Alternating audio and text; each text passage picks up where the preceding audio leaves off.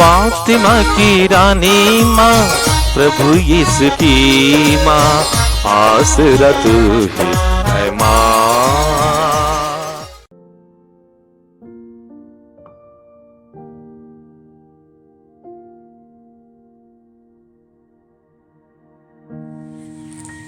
पहला पाठ उत्पत्ति ग्रंथ अध्याय 17 पद संख्याएं 1, 9 से 10, 15 से 22 तक।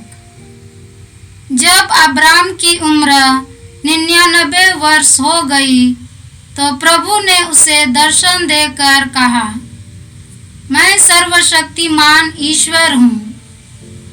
तुम मेरे सम्मुख निर्दोष आचरण करते चलो। प्रभु ने इब्राहिम से यह भी कहा, तुमको और तुम्हारे बाद तुम्हारे वंशजों को पीढ़ी दर पीढ़ी मेरे विधान का पालन करना चाहिए।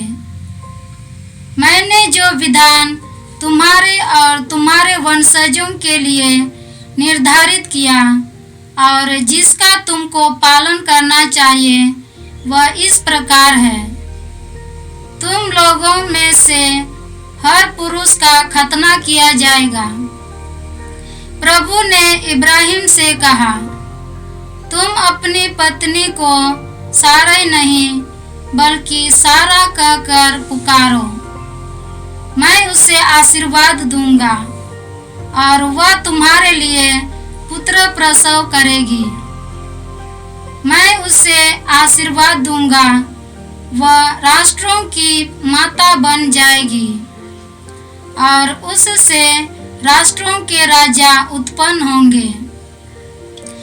इब्राहिम मुंह के बल गिरकर हंसने लगा, क्योंकि उसने अपने मन में यह कहा, क्या 100 बरस के पुरुष को पुत्र हो सकता है? क्या 90 बरस की सारा प्रसव कर सकती है? उसने ईश्वर से कहा, इस्माएल तेरा कृपा पात्र बने। ईश्वर ने उत्तर दिया, नहीं, तुम्हारी पत्नी सारा तुम्हारे लिए पुत्र प्रसव करेगी। तुम उसका नाम इसहाक रखोगे। मैं उसके और उसके वंशजों के लिए अपना चिरस्थायी विधान बनाए रखूंगा। मैं उसका और उसके वंश का ईश्वर होऊंगा। मैंने इस्माएल के लिए तुम्हारी प्रार्थना सुनी। मैं उसे आशीर्वाद दूंगा। मैं उसे संतति प्रदान करूंगा और उसके वंशजों की संख्या बढ़ाऊंगा। वह 12 कुलपतियों का पिता बनेगा और उससे एक महान राष्ट्र उत्पन्न होगा। किंतु मैं इसहाक के लिए अपना विधान बनाए रखूंगा। अगले वर्ष के इस समय सारा उसे प्रसव करेगी। इतना कहकर ईश्वर इब्राहिम को छोड़कर चला गया। यह प्रभु की वाणी है। ईश्वर को धन्यवाद। भजन अनुवाक्य। जो ईश्वर पर भरोसा रखता है उसे वही आशीष प्राप्त होगी। जो ईश्वर पर भरोसा रखता है उसे वही आशीष प्राप्त होगी। धन्य हो तुम जो प्रभु पर भरोसा रखते हो और उसके मार्ग पर चलते हो। तुम अपने हाथ की कमाई से सुखपूर्वक जीवन बिताओगे। अनुवाक्य। जो ईश्वर पर भरोसा रखता है उसे वही आशीष प्राप्त होगी। जो ईश्वर पर भरोसा रखता है उसे वही आशीष प्राप्त होगी। तुम्हारी पत्नी तुम्हारे घर के आंगन में दाखलता की भांति फलेगी फूलेगी। तुम्हारी संतान जैतून की टहनियों की भांति तुम्हारे चौके की शोभा बढ़ाएगी। अनुवाक्य। जो ईश्वर पर भरोसा रखता है उसे वही आशीष प्राप्त होगी। जो ईश्वर पर भरोसा रखता है उसे वही आशीष प्राप्त होगी। जो ईश्वर पर भरोसा रखता है उसे वही आशीष प्राप्त होगी। ईश्वर सिय्योन पर्वत से तुम्हें जीवन भर आशीर्वाद प्रदान करता रहे। अनुवाक्य: जो ईश्वर पर भरोसा रखता है उसे वही आशीष प्राप्त होगी। जो ईश्वर पर भरोसा रखता है उसे वही आशीष प्राप्त होगी। जय घोष, हालेलुया। उसने हमारी दुर्बलताओं को दूर कर दिया और हमारे रोगों को अपने ऊपर ले लिया। हालेलुया। प्रभु आप लोगों के साथ हो और आपकी आत्मा के साथ। संत मत्ती के अनुसार पवित्र सुसमाचार। हे प्रभु तेरी महिमा हो। अध्याय 8 संज्ञाएं 1 से 4 तक। यीशु पहाड़ी से उतरे। एक विशाल जनसमूह उनके पीछे हो लिया। उस समय एक कोढ़ी उनके पास आया और उसने यह कहते हुए उन्हें दंडवत किया, प्रभु आप चाहें तो मुझे शुद्ध कर सकते हैं। यीशु ने हाथ बढ़ाकर यह कहते हुए उसका स्पर्श किया, मैं यही चाहता हूं, शुद्ध हो जाओ। उसी क्षण उसका कोढ़ दूर हो गया। यीशु ने उससे कहा, सावधान, किसी से कुछ न कहो, जाकर अपने को याजकों को दिखाओ और मूसा द्वारा निर्धारित भेंट चढ़ाओ, जिससे तुम्हारा स्वास्थ्य लाभ प्रमाणित हो जाए। यह प्रभु का पवित्र सुसमाचार है। हे क्रिस्त तेरी स्तुति हो। प्रिय भाई बंधु, यीशु के समय कोढ़ एक ऐसी बीमारी थी जिसका कोई इलाज नहीं हुआ करता था और वो पटुआ था। जिस किसी के स्पर्श में कोढ़ी आते, वो दूसरे को ये बीमारी पटाने के डर भय होता रहता था। इसलिए यहूदी लोगों के बीच में इस बीमारी से बचने के लिए सारे कोढ़ियों को समाज से अलग निर्जन देश में रखने की सूचना थी, आज्ञा थी। और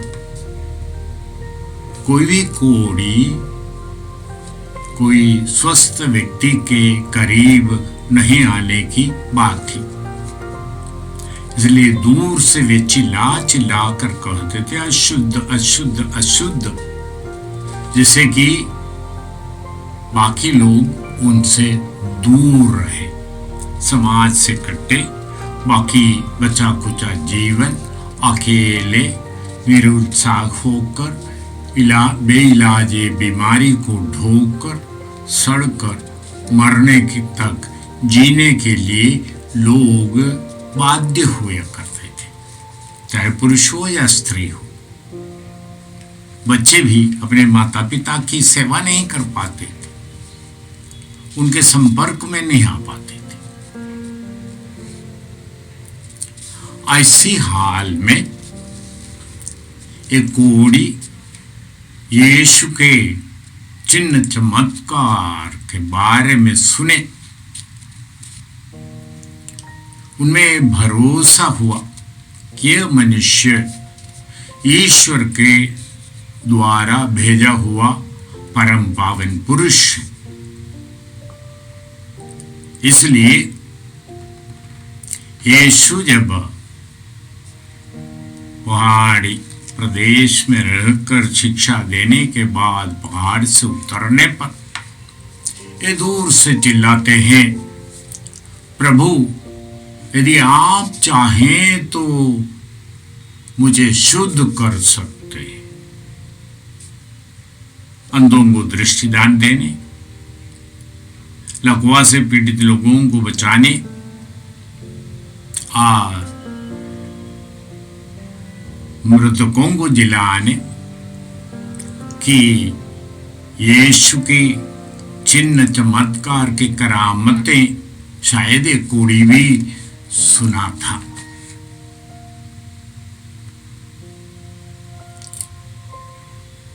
विधवा नाइम के विधवा के पुत्र को जिलाने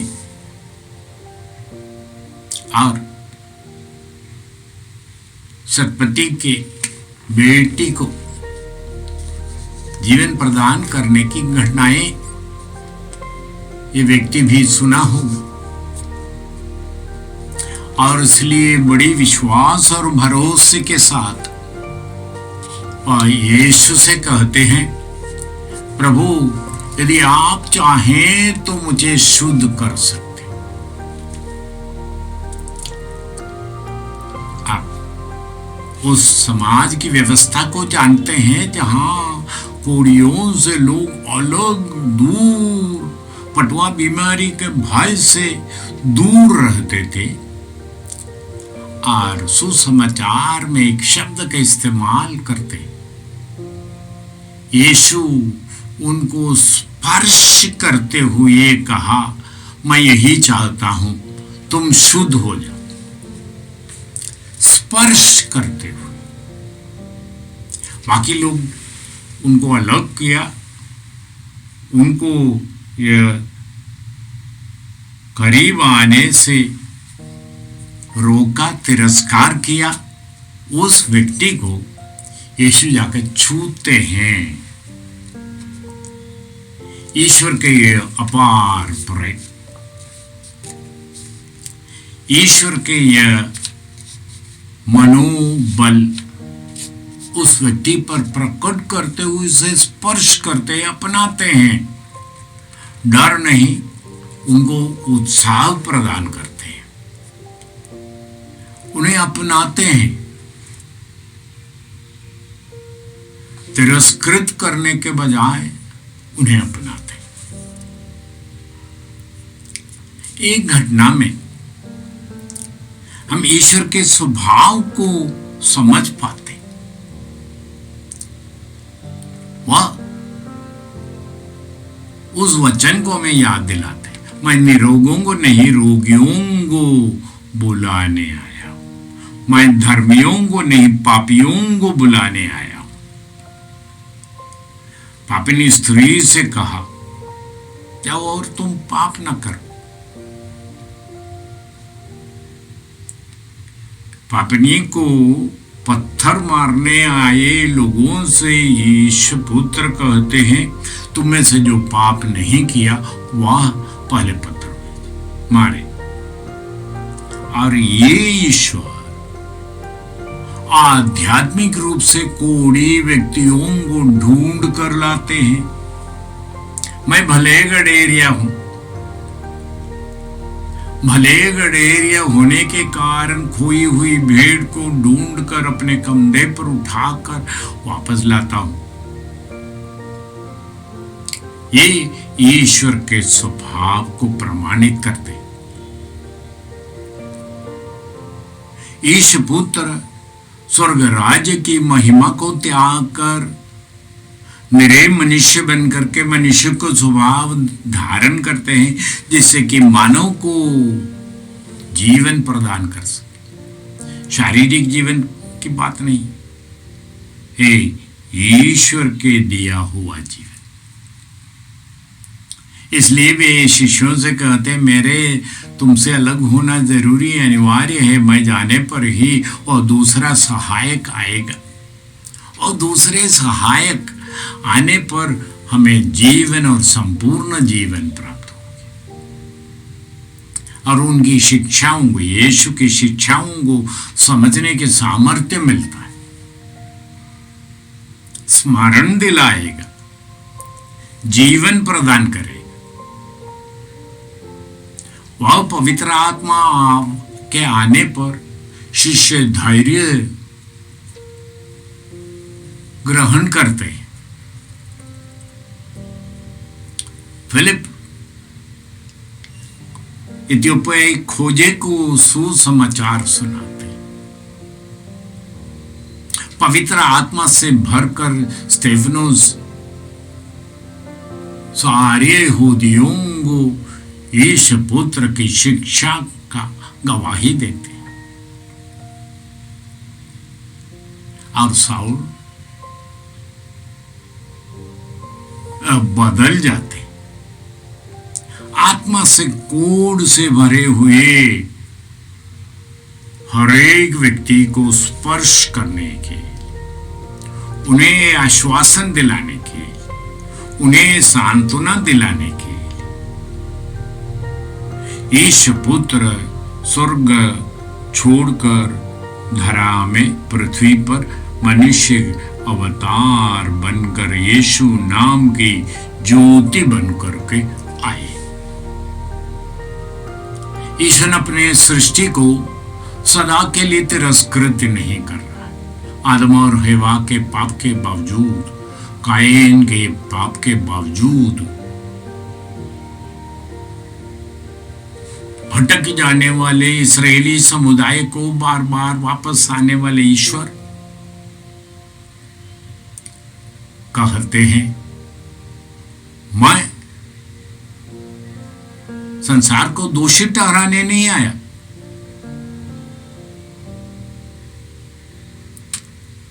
झुके हुए सरकंडे को तोड़ने नहीं आया, धुआती हुई बातें को बुझाने नहीं आया। यह ईश्वरीय प्रेम की अथाह ज्योति हमें सुलगाने, हमें वह प्रेम से भरने, वो वरदानों से भरने, आनंद से भरने, परामर्श से भरने, वो धैर्य की आत्मा, सहने पर ईश्वर की स्तुति करने की आत्मा प्रदान करने के लिए आए। ये वो शब्दों में निहित है, मैं यही चाहता हूं कि तुम शुद्ध हो जाओ। केवल वचन से केवल दूर खड़े होकर के नहीं बता रहे, वो कोड़ी को स्पर्श कर रहा है और सुसमाचार कहते उसी क्षण कोड़ी शुद्ध हो गए। उनका शरीर बच्चों के जैसे बन गए, उनका कोड़ समाप्त हो गई।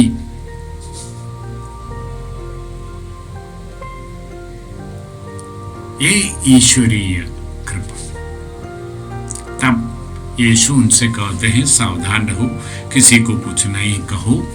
यानी यीशु अपनी महिमा या अपनी ढिंढोरा पिटवाना नहीं चाहते थे। वह उनसे कहते हैं, जाओ अपने को पुरोहितों को दिखाओ और मूसा द्वारा निर्धारित भेंट चढ़ाओ, जिससे कि तुम्हारा स्वास्थ्य लाभ प्रमाणित हो जाए, वे समुदाय के अंग फिर से बन सके। ये नियम कानून की कायदा को पर बनाए रखते हैं, परंतु घायल को देखकर, कोड़ी को देखकर द्रवित होने वाले हृदय, वो हृदय सदा सर्वदा सारे मानव जाति की खोज में लगे रहते। इसलिए हम ईश्वर से कहते हैं, मेरे लिए और समस्त संसार के लिए विह्वल यीशु के परम पावन हृदय, मैं तेरी स्तुति करता हूँ, तुझे धन्य कहता हूँ, तेरी आराधना करता हूँ, तुझे महिमान्वित करता हूँ। मेरे लिए और समस्त संसार के लिए विह्वल, व्यथा से पूर्ण, चाहते हैं कि हम भले चंगे हो जाए, वह ईश्वर। इसलिए ये ईश्वर को हम रीति रिवाजों से निपटा नहीं सकते, परंतु उनका अमर प्रेम हमारे लिए उमड़ पड़ता है। मैं यही चाहता हूं कि तुम शुद्ध हो जाओ। हम सबों को आज के सुसमाचार के द्वारा यीशु ये बताते हैं, मैं यही चाहता हूं तुम शुद्ध हो जाओ। चोर चुराने, नष्ट करने और मार डालने आता है, परंतु मैं इसलिए आया हूं कि तुम्हें जीवन मिले, बल्कि परिपूर्ण जीवन मिले। मैं इसलिए आया हूं कि तुम्हें जीवन मिले, बल्कि परिपूर्ण जीवन मिले।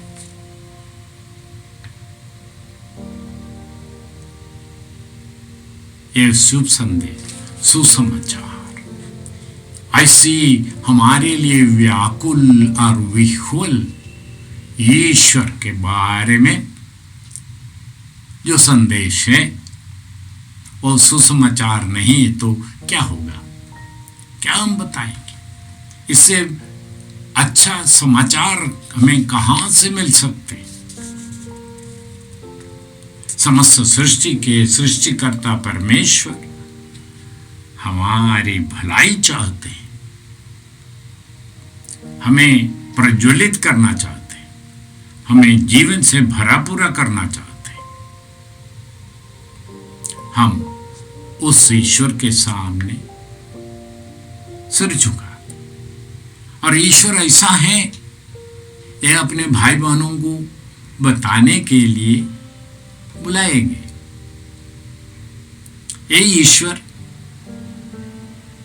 हमारे ऊपर अपने अधिकार को जताने वाले, हमें झुकाने वाले, हमें दंडित करने वाले, हमें पीड़ित करने वाले, हमारी परीक्षा लेने वाले, हमें अपनी उंगली पर इशारे पर नचवाने वाले ईश्वर नहीं, परंतु ईश्वर जो चाहते हैं, मैं ये चाहता हूं तुम शुद्ध हो जाओ। पिता और पुत्र और पवित्र आत्मा के नाम पर। जय यीशु क्रिस्त में प्रिय भाई और बहनों, प्रभु यीशु ने हमें आदेश दिया है, संसार के कोने कोने में जाकर सारी सृष्टि को सुसमाचार सुनाओ।